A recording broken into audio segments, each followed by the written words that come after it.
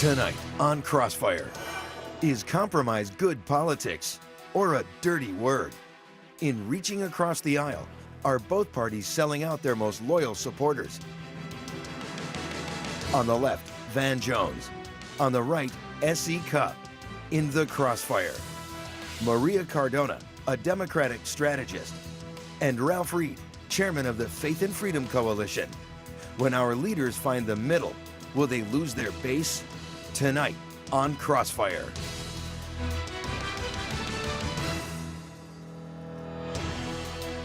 Welcome to Crossfire. I'm S.E. Cupp on the right. And I'm Van Jones on the left. In the Crossfire tonight, we've got strategists from both political parties. Now, a few hours ago, President Obama met with the top Democratic senators to start planning the strategy for the midterm elections. Here's a little tip. Think Seattle, not Denver, okay? Midterm elections are about playing defense. That means keep your base happy. Here's my playbook. First, reject the Keystone pipeline. You got a brand new report out that reveals it creates, get this, 35 permanent jobs. Now, Seattle scored more points than that last night. Next, demand a path to citizenship for immigration reform. Don't let the Republicans push you around like the Seahawks did Peyton Manning last night. Stand your ground on that. And third, get rid of this terrible, sellout, awful trade deal, this Trans-Pacific thing. Nobody in your base wants that. You are already polling, Mr. President, at 45%. If you want to get to 35%, abandon your base in the middle of a midterm election. Well, you worked a lot of football into that. Hey, see? I liked it. I got skills. And I hope the president's listening. We know he watches Crossfire. I hope he takes your advice. Good. In the Crossfire tonight, Democratic strategist Maria Cardona and Faith and Freedom Coalition President Ralph Reed. We've got a lot to talk about tonight. Let's start with the Democrats. We're going to get to the Republicans, but for now, let's focus on the Democrats. And Maria, Van clearly wants to push the president to the left. Wants the president to reach out to those progressives. But look at the president's approval ratings in the most competitive states for the Senate this year. He is not doing well in red states where Democrats are vulnerable. Wouldn't it be suicide for the president to take Van's advice, which is why I want him to? No, I don't think it would be suicide. And I think the reason is because a lot of the issues that Van mentioned, and are a lot of the issues that the president talked about when he was inaugurated for the second time in his inauguration speech, which so many people talked about how it was such a lefty liberal speech. If you look at each one of those issues, immigration reform, climate change, minimum wage, even how he's talking about income inequality right now, the majority of the American people, the mainstream of America, are there. They are with him. Now, there's no question that it will be a tightrope because, as we know, in midterm elections, it is not a national electorate. You have to look at what's going on in the states.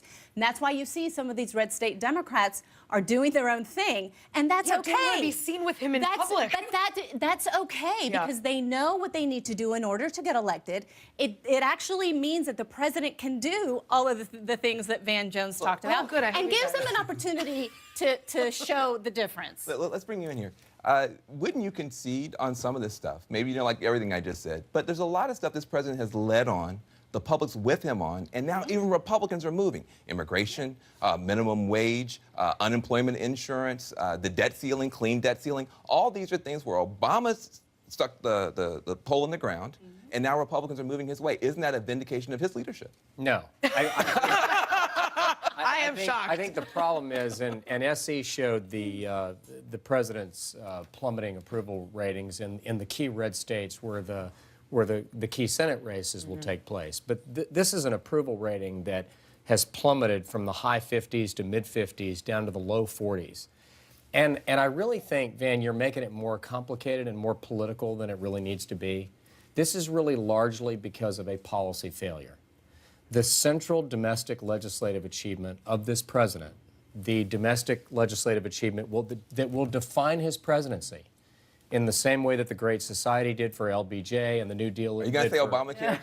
I think that's I'm shocked the Republican is talking about Obamacare. Okay? Yes. And even he has acknowledged that. The broken website, the 5 to 6 million people who had their policies canceled, and all that catastrophe, to use Senator Baucus's term, a train wreck. So instead of focusing on the politics, the key is to get the policy right. Now, if you look at immigration reform, for example, I know this is hard in Washington, But let's set the politics aside for a minute and ask ourselves a simple question. Is it a good idea, is it sound policy, to tell millions of people who have been waiting in line for years to obey our laws, to play by the rules, and to wait for a legal visa before they enter, to watch millions of people be given a green light to a special path to citizenship when they obeyed the law? Well, we're going to get into the answer is it's not. reform, but go ahead, Maria, you can respond. So first of all, on Obamacare, Ralph, you're just wrong on that because it's way too early to say one way or the other what his legacy is going to be. But the numbers show, now that the website is working, that it actually will be, on average, very good for the American people. You have millions of people who could not get health care before who are now getting it. And a lot of the people that you talk about whose plans were canceled are now able to get them perhaps at cheaper rates and perhaps at different plans that are better for them. You talk about the coalition of voters that any Republican who wants to be in the White House anytime soon, they have to look at women, they have to look at Latinos, they have to look at African Americans. That coalition of voters, they are absolutely doing well by Obamacare and will continue to do well because they're the ones who didn't have health care before. And the Republicans were not doing anything. Not if not enough young people sign up to actually make Obamacare affordable and workable. I mean, you might have some good polling results right now from the folks who actually got Obamacare, but we don't have the numbers to actually support this system. Doesn't that worry you? Well, yeah, yes, and it is a worry, and that's why you see all of the groups that are allied with the president making sure that they go out and they sign up those young people. But even the early numbers are higher than what was expected. But Well, not actually, Well, what the early numbers show, Maria, and this is both in a New York Times report and a Wall Street Journal report, in which they surveyed private insurers who are signing up people on the exchanges. Between 80 and 85% of the people who are getting policies are people who had their policies canceled. So Obamacare is not succeeding in covering the uninsured. All it's doing is churning through, canceling people's policies, then they're driven to the exchanges, and now they're having to get a new policy. That's not what this Obamacare was supposed to do. And I think in addition to Obamacare, which a lot of voters care about, they also care about jobs. And if we're serious about jobs, I think that the president has got to approve the Keystone pipeline.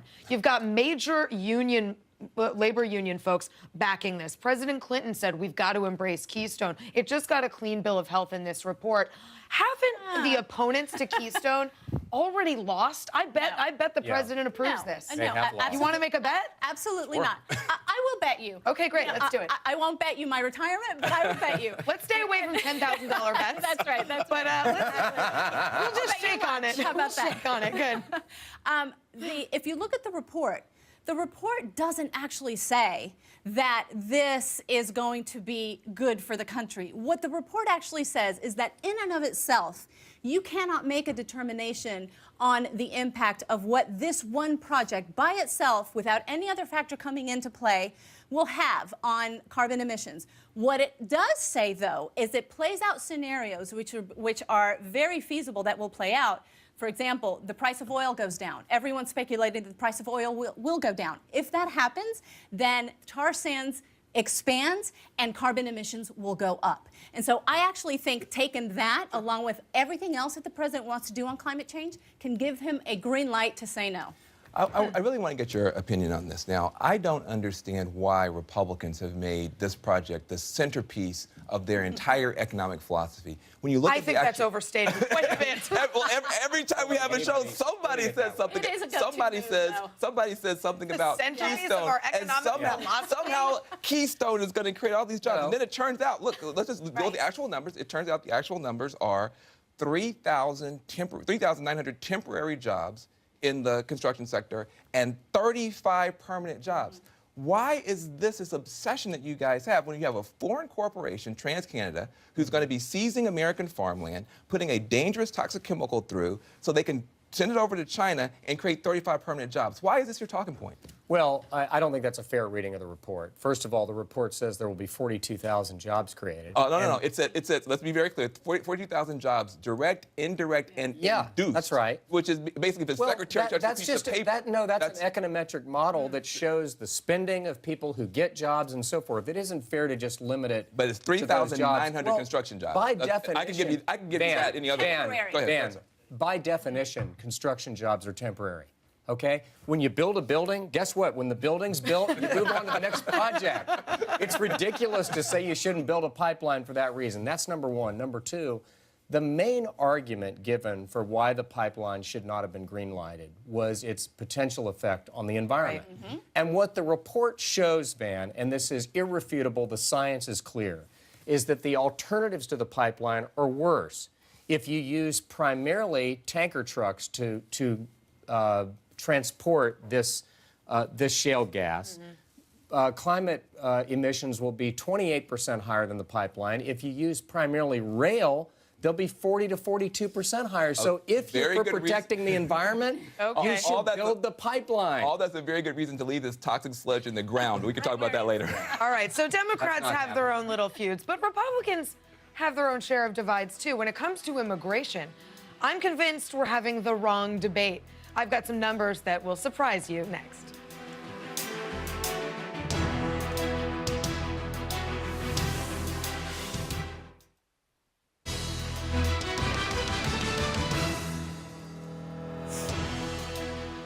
Welcome back in the Crossfire tonight, Maria Cardona and Ralph Reed.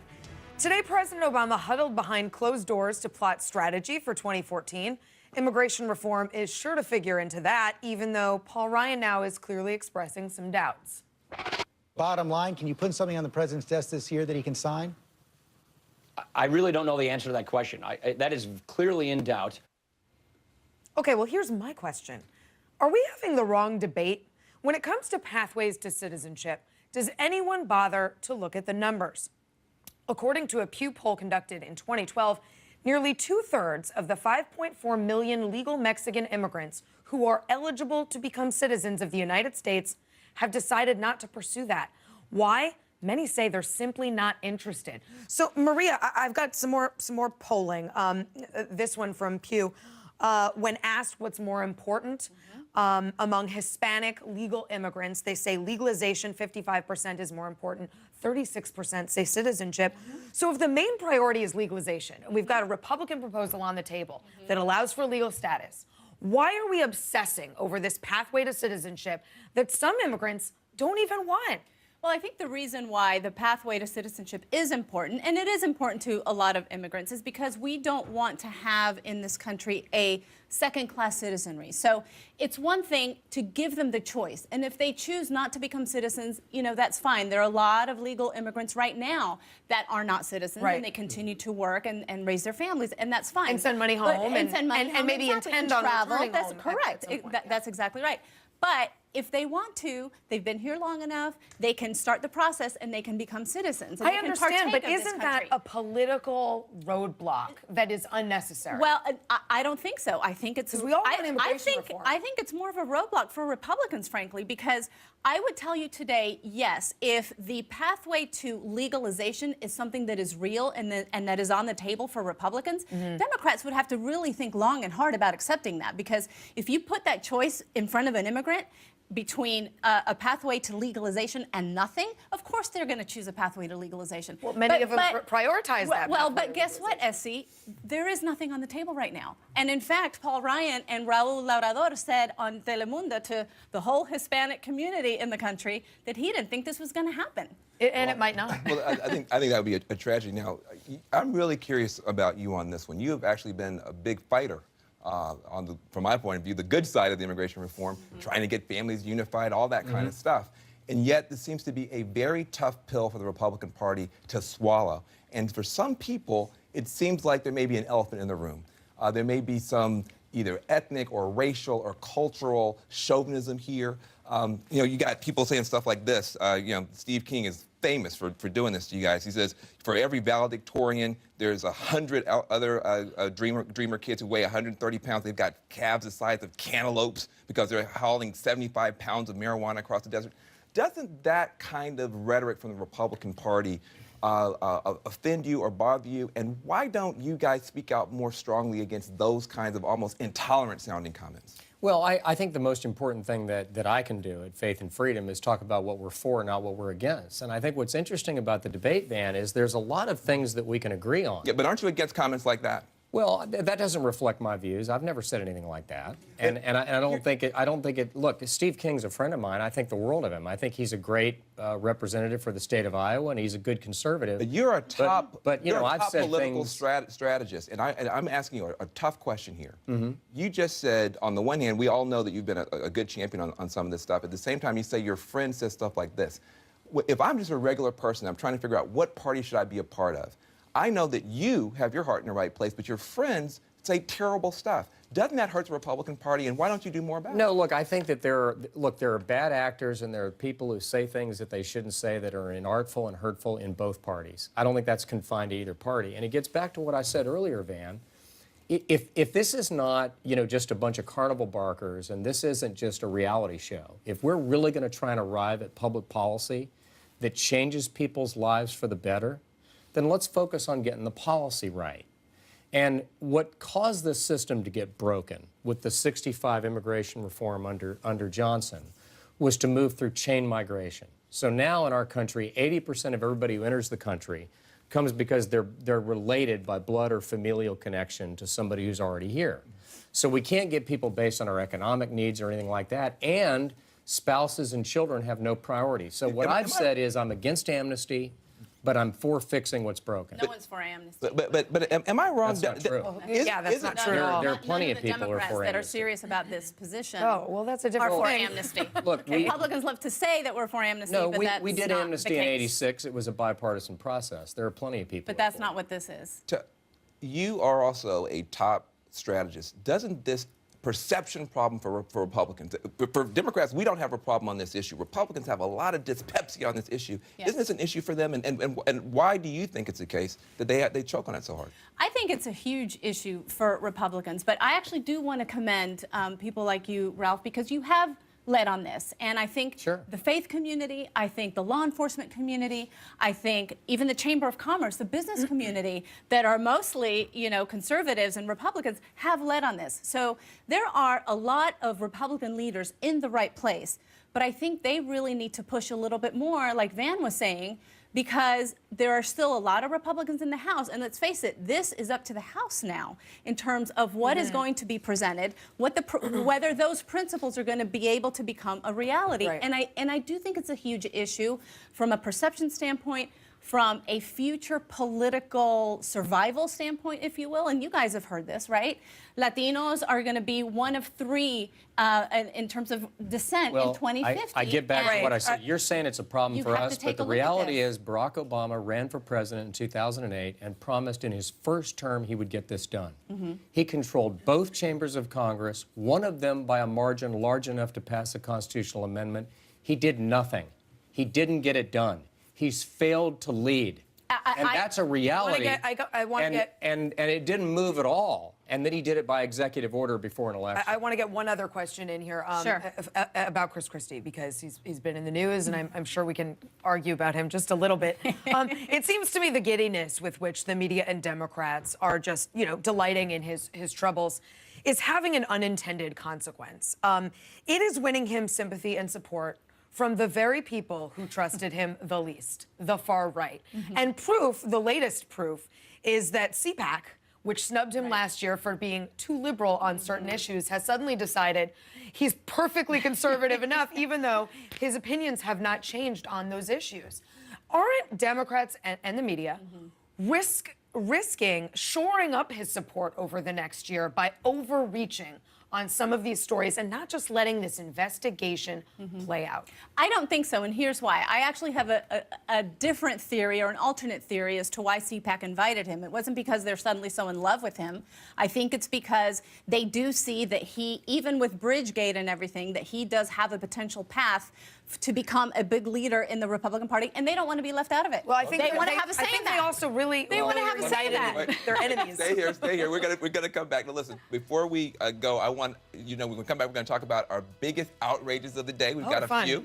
Mine has to do with people who were offended by Coke's Super Bowl commercial. Now, what is wrong with singing America the Beautiful in different languages? Nothing. I have no idea, but you may have an opinion. If you do, here's today's fireback question. Do you find Coca-Cola's Super Bowl ad offensive? If you do, tweet yes. If you don't, tweet no, using hashtag Crossfire. Give you the results when we get back.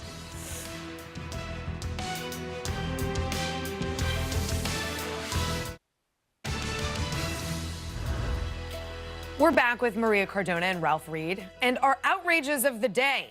I am outraged over something that happened during the Super Bowl, and I don't mean Peyton blowing it. Legendary NFL quarterback Joe Namath made an appearance last night at the Super Bowl in a very stylish fur coat. Looks pretty warm, too. Predictably, the animal rights extremists at PETA are outraged at Broadway Joe's attire, taking to Twitter to post graphic images of dead rabbits meant to shame fur wearers out of their clothes. But more offensive than Joe's coat, that time he posed in pantyhose for Hanes. Where was PETA then? Thousands of nylons had to die for that photo shoot. Look, PETA's so boring and predictable these days, I might not actually be outraged by this. But what did you guys think of targeting Broadway Joe during the Super Bowl? I think that it was a little much. I mean, Just a little? Yeah. It went a little bit overboard. Dead animals at the Super Bowl? I don't think so, man. Unfortunately, the game was such that this was all anybody had to talk about. That's right. That was the problem. Plenty of outrage for Well, the like I was outraged by all the crazy attacks on Coca-Cola's "America is Beautiful" ad during the Super Bowl. You know, for me, it was very powerful. America is every country, every color, every faith, every kind of human being lives in this country. And for the people who looked at that ad and who said, well, it has to be sung in English, it's the only language, get over it. Just get over it. American songs, patriotic songs are powerful in any language. That's my view. But you know what? totally It's agree. not surprising when you have Mark Anthony singing the national anthem and you get haters going on Twitter saying, why do you have a foreigner singing the national anthem? The man was born in the United States. So it's sad, but it's I don't surprising. think that's where the heart of the country is. I mean, you go to any I major agree. city, you go into ethnic Yeah. neighborhoods, whether it's the Polish parts of Chicago or Yeah, the Hispanic parts of Miami or LA. I think people understand that. I agree. I think Me I think too. that's right. Well, look, I want to thank both of you, Maria Cardona and Ralph Reed. You can go to Facebook or Twitter to weigh in on this fireback question. Did you find the Coca-Cola Super Bowl ad offensive? Right now, only 14% said yes. 86% said There you no. go. So that means the debate can continue online at cnn.com/crossfire, as well as Facebook and Twitter. From the left, I'm Van Jones. From the right, I'm SC Cup. Join us tomorrow for another edition of Crossfire. Aaron Burnett out front starts right now.